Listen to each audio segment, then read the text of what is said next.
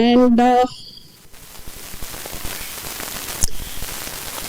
ప్రగతి మహావాదిగా అక్కడ నేను రిప్రజెంట్ చేసిన, నేను నా సినిమా ఫ్యామిలీని రిప్రజెంట్ చేశానని అనుకుంటాను.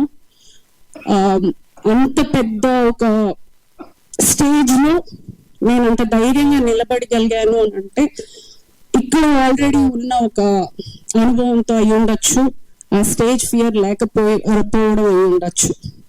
సో డెఫినెట్గా this is for the entire cinema.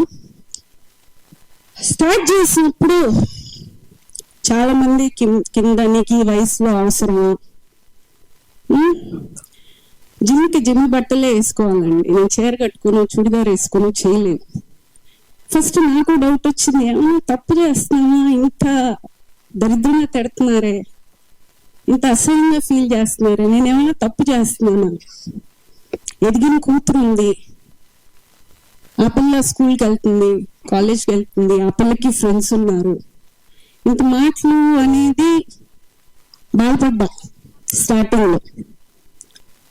సరే ఓకే, ఆ బాధని ఆన్సర్గా ఈరోజు అందరికీ వచ్చింది అనుకుంటాను. ఎవడెవడైతే ఈ వయసులో అవసరమో ఉన్న ప్రతి ఒక్కడికి ఇదే అండి నా ఆన్సర్.